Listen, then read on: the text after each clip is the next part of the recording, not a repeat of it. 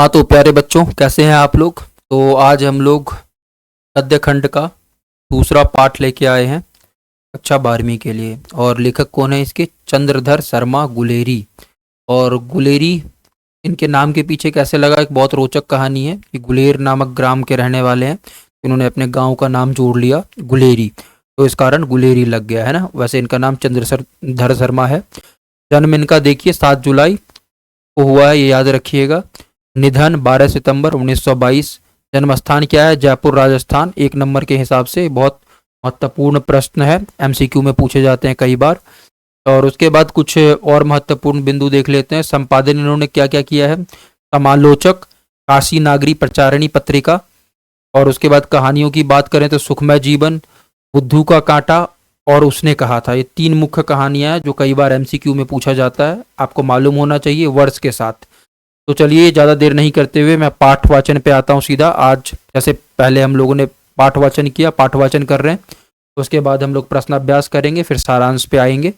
और आप लोग से एक रिक्वेस्ट है कि सब्सक्राइब करते हुए चलिएगा। बहुत सारे लोग सब्सक्राइब नहीं कर रहे हैं, और अपने दोस्तों को शेयर करिए ताकि वो भी पढ़ें। ठीक है। रामचंद्र शुक्ल ने इनके बारे में क्या कहा है? उसने कहा था में पक्के यथार्थवाद के बीच कुरुचि की चरम मर्यादा के भीतर भावुकता का चरम उत्कर्ष अत्यंत निपुणता के साथ संपुटित है। घटना इसकी ऐसी है जैसी बराबर हुआ करती है, पर उसमें भीतर से प्रेम का एक स्वर्गीय स्वरूप झांक रहा है, केवल झांक रहा है। निर्लज्जता के साथ पुकार या कराह नहीं रहा है। कहानी भर में कहीं प्रेम की निर्लज्जता, प्रगल्भता, वेदना की विभत्स विवृत्ति नहीं है। सुरुचि के सुकुमार स्वरूप पर कहीं आघात नहीं पहुंचा। इसकी घटना ही बोल रही है, पात्रों के बोलने की अपेक्षा नहीं। ये कौन कहते हैं? रामचंद्र शुक्ल। तो हम लोग सीधा आते हैं पाठ पे। अगर आप लोग को स्पीड कम लग रहा होगा, बहुत लोगों ने कहा है पहले कि सर स्पीड थोड़ा आप तेजी से करिए, तो आपके यूट्यूब में एक फंक्शन होता है स्पीड बढ़ाने का, 1.5x 2x आप कर सकते हैं। आप अपने हिसाब से स्पीड को कम ज़्यादा करके देख लीजिएगा। मैं वाचन पे आता हूँ सीधा, ज़्यादा समय नहीं लेते हुए। तो सीधा हम लोग पाठ वाचन करते हैं। उसने कहा था, पाठ का नाम है। लेखक कौन है? चंद्रधर शर्मा गुलेरी, ये याद रखिएगा। चलिए। बड़े बड़े शहरों के इक्के गाड़ी वालों की जबान के कोड़ों से जिनकी पीठ छिल गई है और कान पक गए हैं, उनसे हमारी प्रार्थना है कि अमृतसर के बम्बू काट वालों की बोली का मरहम लगावें। जब बड़े बड़े शहरों की चौड़ी सड़कों पर घोड़ों की पीठ में को चाबुक से धुनते हुए इक्के वाले कभी घोड़े की नानी से अपना निकट संबंध स्थित करते हैं, कभी राह चलते पैदलों की आंखों के न होने पर तरस खाते हैं, कभी उनकी पैरों की उंगलियों को पैरों से चीथ कर अपने ही सताया हुआ बताते हैं, और संसार भर की ग्लानि, निराशा और क्षोभ के अवतार बने नाक की सीध चले जाते हैं। तब अमृतसर में उनकी बिरादरी वाले तंग चक्करदार गलियों में एक एक लड्डी वाले के लिए ठहर कर सब्र का समुद्र उमड़ाकर, पचो खालसा जी, हटो भाई जी, ठहरना भाई, आने दो लाला जी, हटो बाछा, कहते हुए सफेद फेटो खच्चरों और बतकों, गन्ने और कोमचे और भारे वाले के जंगल में राह खेते हैं। क्या मजाल है कि जी और साहब बिना सुने किसी को हटना पड़े। यह बात नहीं कि उनकी जीभ चलती ही नहीं, चलती है, पर मीठी छुरी की तरह महीन मार करती है। यदि कोई बुढ़िया बार बार चितौनी देने पर भी लीक से नहीं हटती, तो उनकी वचनावली के ये नमूने हैं। हट जा चीने जोगिए, हट जा कर्मा वालिए, हट जा पुत्ता प्यारिए, बच जा लंबी वालिए। समष्टि में इसका अर्थ है कि तू जीने योग्य है, तू भाग्यों वाली है, पुत्रों को प्यारी है, लंबी उम्र तेरे सामने है, तू क्यों मेरे पहिए के नीचे आना चाहती है, बच जा। ऐसे बम्बू काट वालों के बीच में होकर एक लड़का और एक लड़की चौक की एक दुकान पर आ मिले। उसके बालों और इसके ढीले सुथने से जान पड़ता था कि दोनों सिख हैं। वह अपने मामा के केस धोने के लिए दही लेने आया था और यह रसोई के लिए बढ़िया। दुकानदार एक परदेसी से गुथ रहा था जो शेर भर गीले पापड़ों की गड्डी को गिने बिना हटता ना था। तेरे घर कहाँ है? मगरे में। और तेरे? मांझे में। यहाँ कहाँ रहती है? अतर सिंह की बैठक में। वे मेरे मामा होते हैं। मैं भी मामा के यहाँ हूँ। उनका घर गुरु बाजार में है। इतने में दुकानदार निपटा और इनका सौदा देने लगा। सौदा लेकर दोनों साथ साथ चले। कुछ दूर जाकर लड़के ने मुस्कुराकर पूछा, तेरी कुरमाई हो गई? इस पर लड़की कुछ आंखें चढ़ाकर धत कहकर दौड़ गई और लड़का मुंह देखता रह गया। तीसरे दिन सब्जी वाले के यहाँ, दूध वाले के यहाँ अकस्मात दोनों मिल जाते। महीना भर यही हाल रहा। 2-3 बार लड़के ने फिर पूछा, तेरी कुरमाई हो गई? और उत्तर में वही धत मिला। एक दिन जब फिर लड़के ने वैसी ही हंसी में चिढ़ाने के लिए पूछा, तब लड़की लड़के की संभावना के विरुद्ध बोली, हाँ हो गई। कब? कल। देखते नहीं यह रेशम से कढ़ा हुआ सालू? लड़की भाग गई। लड़के ने घर की राह ली। रास्ते में एक लड़के को मोरी में धकेल दिया। एक छाबड़ी वाले की दिन भर की कमाई खोई। एक कुत्ते को पत्थर मारा और एक गोभी वाले के ठेले में दूध उड़ेल दिया। सामने नहाकर आती हुई किसी वैष्णवी से टकराकर अंधों की उपाधि पाई। तब कहीं घर पहुंचा। राम राम, यह भी कोई लड़ाई है। दिन रात खंदकों में बैठे हड्डियां अकड़ गई। लुधियाना से 10 गुना जाड़ा और मेह और बर्फ ऊपर से पिंडलियों तक कीच से धसे हुए हैं। गनीम कहीं दिखता ही नहीं। घंटे 2 घंटे में कान के पर्दे फाड़ने वाले धमाकों के साथ सारी खंदक हिल जाती है और 100-100 गज धरती उछल पड़ती है। अब इस गोभी गोले से बचे तो कोई लड़े। नगर कोट का जलजला सुना था। यहाँ दिन में 25 जलजले होते हैं। जो कहीं खंदक से बाहर साफा या कुहनी निकल गई तो चटाक से गोली लगती है। ना मालूम बेईमान मिट्टी में लेटे हुए हैं या घास की पत्तियों में छिपे रहते हैं। लहना सिंह और 3 दिन है।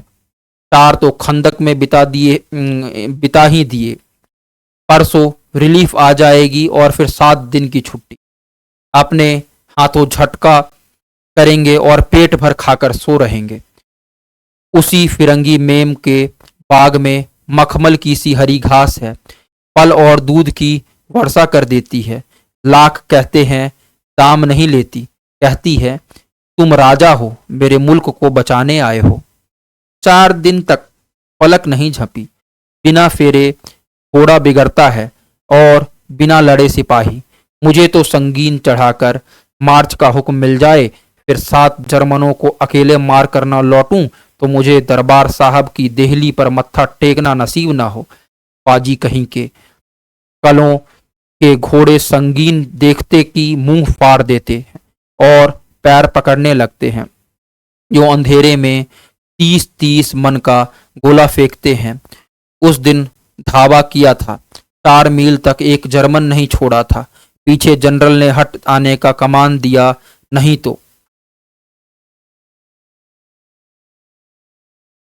तो सीधे बर्लिन पहुंच जाते। क्यों? सूबेदार हजारी सिंह ने मुस्कुराकर कहा, लड़ाई के मामले जमादार या नायक के चलाए नहीं चलते।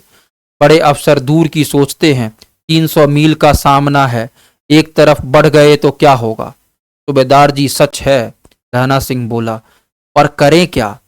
हड्डियों में तो जाड़ा धस गया है। सूर्य निकलता नहीं और खाई में दोनों तरफ से चंबे की बावलियों के से सोते झड़ रहे हैं। एक धावा हो जाए तो गर्मी आ जाए। उम्दी उठ, सिगड़ी में कोले डाल। वजीरा तुम 4 जन बाल्टियां लेकर खाई का पानी बाहर फेंको। महासिंह शाम हो गई है। खाई के दरवाजे का पहरा बदल दे। यह कहते हुए सूबेदार साड़ी खंदक में चक्कर लगाने लगे। वजीरा सिंह पलटन का विदूषक था। बाल्टी में गंदला पानी लेकर खाई के बाहर फेंकता हुआ बोला, मैं पाधा बन गया हूँ, करो जर्मनी के बादशाह का तर्पण। इस पर सब खिलखिला पड़े और उदासी के बादल फट गए। लैना सिंह ने दूसरी बाल्टी भर उसके हाथ में देकर कहा, अपनी बाड़ी में खरबूजे में पानी दो, ऐसा खाद पानी पंजाब भर में नहीं मिलेगा। हाँ, देश क्या है, स्वर्ग है। मैं तो लड़ाई के बाद सरकार से 10 गुमा जमीन यहाँ मांग लूंगा और फलों के बूटे लगाऊंगा। लाड़ी होड़ा में भी यहाँ बुला लोगे, या वही दूध पिलाने वाली फिरंगी में। चुप कर, यहाँ वालों को शर्म नहीं। देश देश की चाल है। आज तक मैं उसे समझा ना सका कि सिख तमाकू नहीं पीते। वह सिगरेट देने में हट करती है, ओठों से लगाना चाहती है, और मैं पीछे हटता हूं तो समझती है कि राजा बुरा मान गया, अब मेरे मुल्क के लिए लड़ेगा नहीं। अच्छा, अब बोधा सिंह कैसा है? अच्छा है, जैसे मैं जानता ही न हूं। रात में तुम अपने दोनों कंबल उसे चढ़ाते हो और आप सिगड़ी के सहारे गुजर करते हो। उसके पहरे पर आप पहरा दे आते हो। अपने सूखे लकड़ी की तख्तों पर उसे सुलाते हो और आप कीचड़ में पड़े रहते हो। कहीं तुम ना मादे पड़ जाना। चारा क्या है? मौत है, और निमोनिया से मरने वालों को मुरब्बे नहीं मिला करते। मेरा डर मत करो, मैं तो बुलेल की खड्ड के किनारे मरूंगा। भाई कीरत सिंह की गोदी पर मेरा सिर होगा और मेरे हाथ के लगाए हुए आंगन के आम के पेड़ की छाया होगी। वजीरा सिंह ने त्योरी चढ़ाकर कहा, क्या मरने की लगाई है मेरे जर्मनी और तुर्क। हाँ भाइयों, कुछ गाओ। हाँ, कैसे?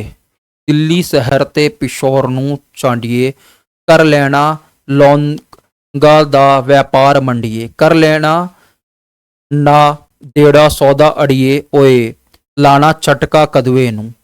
कदवे वन आए मजेदार गोरिए, हुन लागा चटाका कदवे नू। ये दिल्ली शहर से पेशावर को जाने वाली मंडी में लौंगों का व्यापार कर लेना।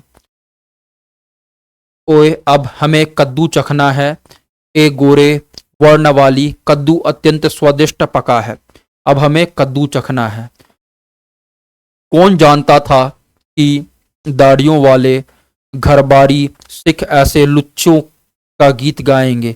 पर सारी खंदक गीत से गूंज उठी और सिपाही फिर ताजे हो गए, मानो 4 दिन से सोते और मजे ही करते रहे हों।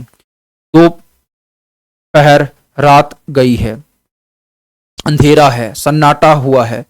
बोधा सिंह खाली बिस्किटों के 3 टीनों पर अपने दोनों कंबल बिछाकर लहना सिंह के 2 कंबल और एक वरान कोट ओढ़ कर सो रहा है। लहना सिंह पहरे पर खड़ा हुआ है। एक आंख खाई के मुंह पर है और एक बोधा सिंह के दुबले शरीर पर। बोधा सिंह कराहा, क्यों बोधा भाई, क्या है? पानी पिला दो। लहना सिंह ने कटोरा उसके मुंह से लगाकर पूछा। कहो, कैसे हो? पानी पीकर बोधा बोला। कंपनी छूट रही है, रोम रोम में तार दौड़ रहे हैं, दांत बज रहे हैं। अच्छा, मेरी जर्सी पहन लो। और तुम? मेरे पास सिगड़ी है और मुझे गर्मी लगती है, पसीना आ रहा है। ना, मैं नहीं पहनता। 4 दिन से तुम मेरे लिए। हाँ, याद आई, मेरे पास दूसरी गर्म जर्सी है। आज सवेरे ही आई है। विलायत से मेमे बुन कर भेज रही हैं। गुरु उनका भला करें। यो कहकर लहना अपना कोट उतार कर जर्सी उतारने लगा। सच कहते हो और नहीं झूठ? यो कहकर नाही करते बोधा को उसने जबरदस्ती जर्सी पहना दी और आप खाकी कोट जीन का कुर्ता भर पहनकर पहरे पर आ खड़ा हुआ। मेम की जर्सी की कथा केवल कथा थी। आधा घंटा बीता। इतने में खाई के मुंह से आवाज आई, सूबेदार हजारा सिंह। कौन? पलटन साहब। हुकुम हुजूर, कहकर सूबेदार तनकर फौजी सलामी करके सामने हुआ। देखो, इसी दम धावा करना है। मील भर की दूरी पर पूरब के कोने में एक जर्मन खाई है, उसमें 50 से ज्यादा जर्मन नहीं है। इन पेड़ों के नीचे नीचे 2 खेत काट कर रास्ता है, 3-4 घुमाव हैं, जहां मोड़ हैं वहां 15 जवान खड़ कर आया हूं। तुम यहाँ 10 आदमी छोड़कर सबको साथ ले उनसे जा मिलो। खंदक छीन कर वहीं जब तक दूसरा हुक्म ना मिले डटे रहो। हम यहाँ रहेगा।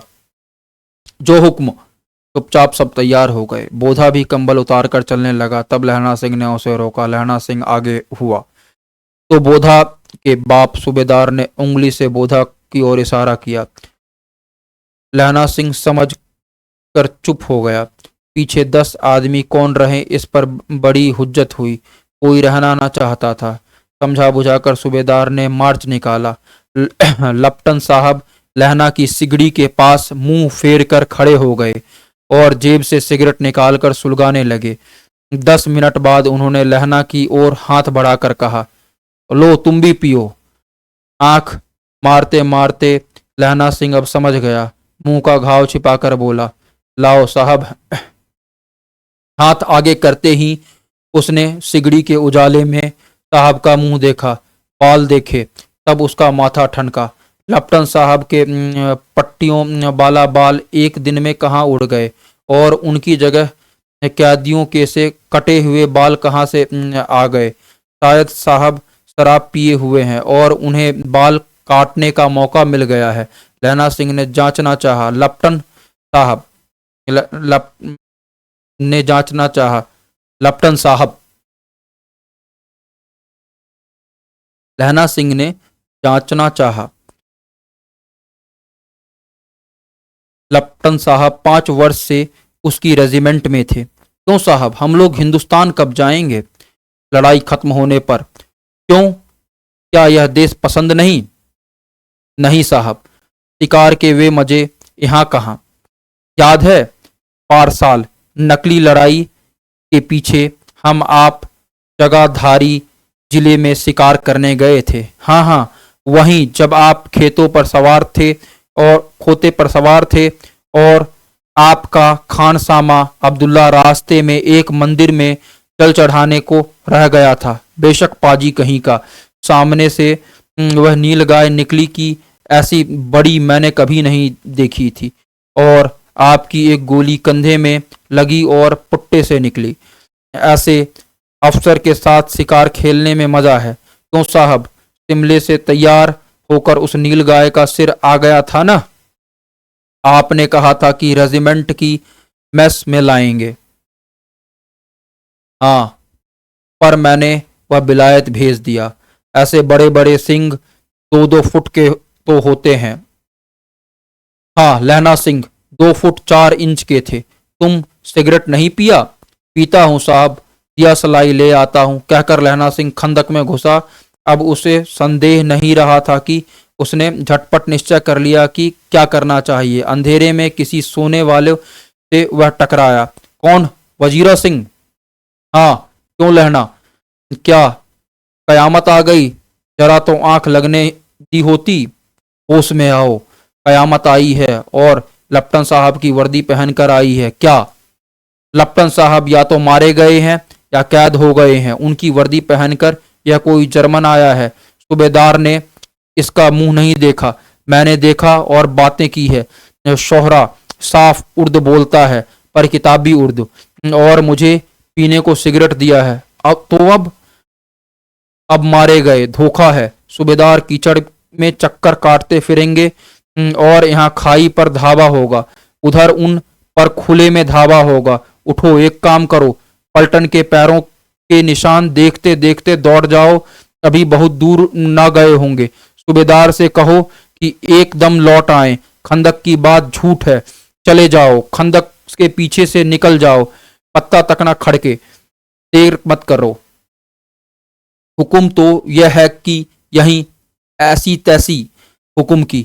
मेरा हुक्म जमादार लहना सिंह, जो इस वक्त यहाँ सबसे बड़ा अफसर है, उसका हुक्म है। मैं लपटन साहब की खबर लेता हूँ। पर यहाँ तो तुम 8 ही हो। 8 नहीं 10 लाख, एक एक अकालिया सिख 1.25 लाख के बराबर होता है। चले जाओ। लौटकर खाई के मुहाने पर लहणा सिंह दीवार से चिपक गया। उसने देखा कि लेफ्टिनेंट साहब ने जेब से बेल के बराबर 3 गोले निकाले। तीनों को जगह जगह खंदकों की दीवार में घुसेड़ दिया और तीनों में एक तार सा बांध दिया। तार के आगे सूत की एक गुत्थी थी जिसे सिगड़ी के पास रखा। बाहर की तरफ कर एक दिया सलाई जलाकर गुत्थी पर रखने। बिजली की तरह दोनों हाथों से उल्टी बंदूक को उठाकर लहना सिंह ने साहब की किहुनी पर तान कर दे मारा। धमाके के साथ साहब के हाथ में से दिया सलाई गिर पड़ी। लहना सिंह ने एक कुंदा साहब की गर्दन पर मारा और साहब आंख mean got oh my God कहते हुए चित हो गए। लहना सिंह ने तीनों गोले बिनकर खंदकों के बाहर फेंके और साहब को घसीटकर सिगड़ी के पास लिटाया। जेबों की तलाशी ली। 3-4 लिफाफे और एक डायरी निकालकर उन्हें अपनी जेब के हवाले किया। साहब की मूर्छा हटी। लहना सिंह हंसकर बोला, क्यों लेफ्टिनेंट साहब, मिजाज कैसा है? आज मैंने बहुत बातें सीखी। यह सीखा कि सिख सिगरेट पीते हैं। यह सीखा कि जगाधरी से के जिले में नील गायें होती हैं और उनके 2 फुट 4 इंच की सींग होते हैं। यह सीखा कि मुसलमान खानसामा मूर्तियों पर जल चढ़ाते हैं और लेफ्टिनेंट साहब खोते पर चढ़ते हैं। यह तो कहो, ऐसी साफ उर्दू कहाँ से सीख आए? हमारे लेफ्टिनेंट साहब तो बिना डैम के 5 लफ्ज भी नहीं बोला करते। लहना ने पतलून की जेबों की तलाशी नहीं ली थी। साहब ने मानो जाड़े से बचाने के लिए दोनों हाथ जेबों में डाले। लहना कहता गया, चालाक तो बड़े हो, पर माझे का लहना इससे इतने बरस लेफ्टिनेंट साहब के साथ रहा है। उसे चकमा देने के लिए 4 आंखें चाहिए। 3 महीने हुए। एक तुर्की मौलवी मेरे गांव में आया था। औरतों को बच्चे होने की ताबीज बांटता था और बच्चों को दवाई देता था। चौधरी के बड़ के नीचे मंजा बिछाकर हुक्का पीता रहता था और कहता था, जर्मनी वाले बड़े पंडित हैं। वेद पढ़ पढ़ कर उसमें से विमान चलाने की विद्या जान गए हैं। गौ को नहीं मारते। हिंदुस्तान में आ जाएंगे तो गौ हत्या बंद कर देंगे। मंडी के पनियों को बहकाता था और डाक खाने से रुपए निकाल लो, सरकार का राज्य जाने वाला है। डाक बाबू होलहू राम भी डर गया था। मैंने मुल्ला जी की दाढ़ी मुड़ा दी थी और गांव के बाहर निकाल कर कहा था, जो मेरे गांव में अब पैर रखा तो। साहब की जेब में से पिस्टल चला और लहना की जांग पर गोली लगी। इधर लहना की हेनरी मार्टिनी के 2 फायरों ने साहब की कपाल क्रिया कर दी। धड़ाक सुनकर सब दौड़ आए। बोधा चिल्लाया, क्या है? लहना सिंह ने उसे तो यह कहकर सुला दिया कि एक हड़का हुआ कुत्ता आया था, मार दिया, और औरों से सब हाल कह दिया। सब बंदूकें लेकर तैयार हो गए। लहना ने साफा फाड़कर घाव की दोनों तरफ पट्टियां कसकर बांधी। घाव मांस में ही था। पट्टियों के कसने से लहू निकलना बंद हो गया। उतने में 70 जर्मन चिल्लाकर खाई में घुस पड़े। सिखों की बंदूकों की बाढ़ ने पहले धावे को रोका, दूसरे को रोका, पर यहाँ तो 8 लहना सिंह तक तक कर मार रहा था। वह खड़ा था और लेटे हुए थे। वे 70 अपने मुर्दा भाइयों की शरीर पर चढ़कर जर्मन आगे घुस आते थे। थोड़े से मिनटों में वे अचानक आवाज आई, वाह गुरुजी की फतह, वाह गुरुजी का खालसा, और धड़ाधड़ बंदूकों ने फायर जर्मनों की पीठ पर पड़ने लगे। ऐन मौके पर जर्मन 2 चक्की के पाटों की बीच में आ गए। पीछे से सूबेदार हजारा सिंह के जवान आग बरसाते थे और सामने लहना सिंह के साथियों के संगीत चल रहे थे। पास आने पर पीछे वालों ने भी संगीत पिरोना शुरू कर दिया।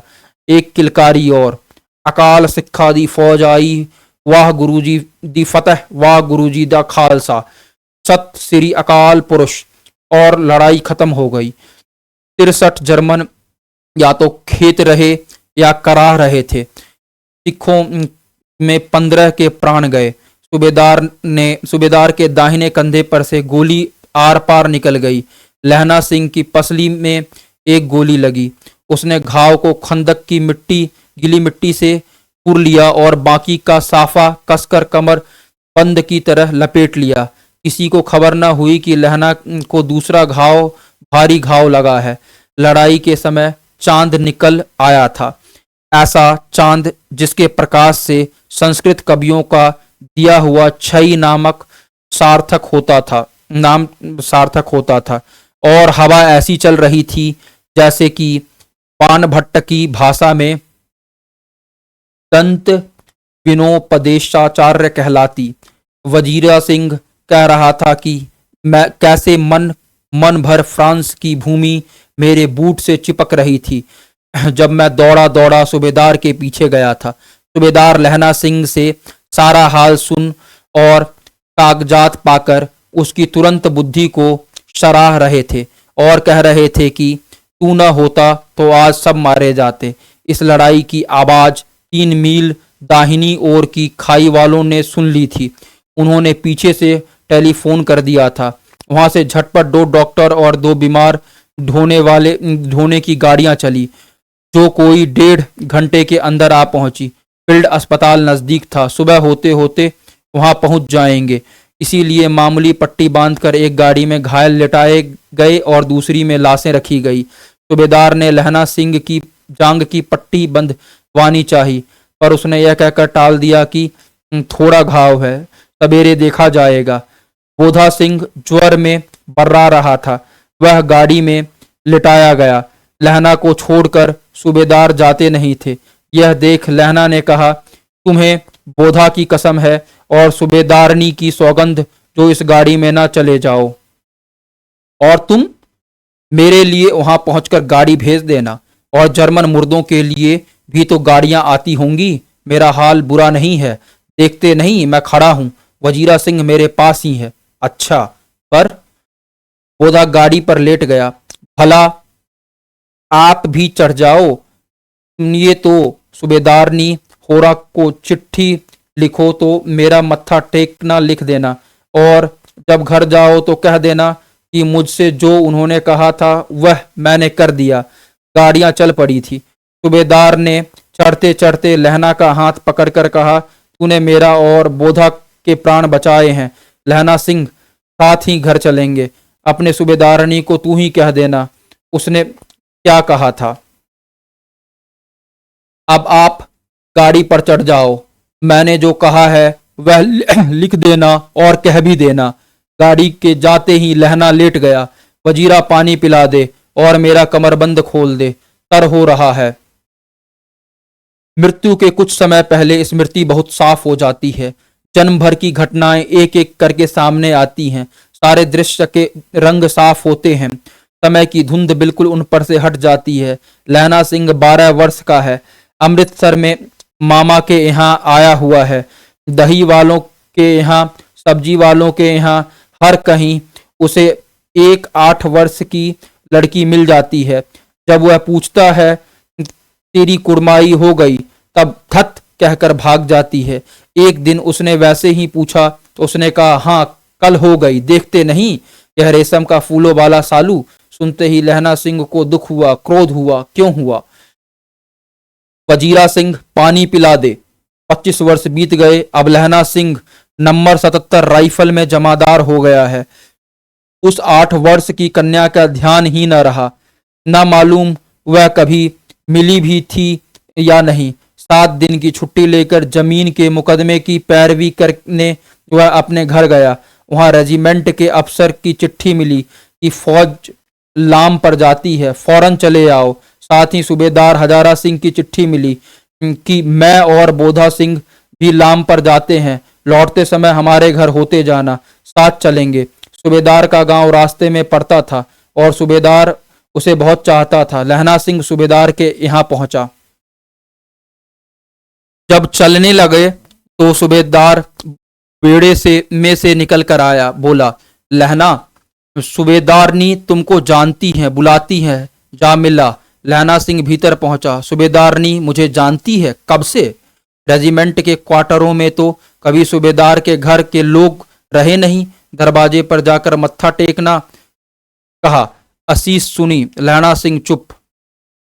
मुझे पहचाना नहीं? तेरी कुरमाई हो गई है। खत कल हो गई, देखते नहीं रेशमी बूटों वाला सालू अमृतसर में। भावों की टकराहट से मूर्छा खुली, करवट बदली, पसली का घाव बह निकला। वजीरा पानी पिला, उसने कहा। स्वप्न चल रहा है, सूबेदारनी कह रही है। मैंने तेरे को आते ही पहचान लिया। एक काम कहती हूं, मेरे तो भाग फूट गए। सरकार ने बहादुरी का खिताब दिया है, लायलपुर में जमीन दी है। आज नमक हलाली का मौका आया है, पर सरकार ने हम तिमियों की घघरियां पलटन क्यों न बना दी। जो मैं भी सूबेदार जी के साथ चली जाती। एक बेटा है, फौज में भर्ती हुए उसे 1 ही बरस हुआ। उसके पीछे 4 और हुए, पर एक भी नहीं जिया। सूबेदारनी रोने लगी। अब दोनों जाते हैं। मेरे भाग, तुम्हें याद है एक दिन टांगे वाले का घोड़ा दही वाले के दुकान के पास बिगड़ गया था। तुमने उस दिन मेरे प्राण बचाए थे।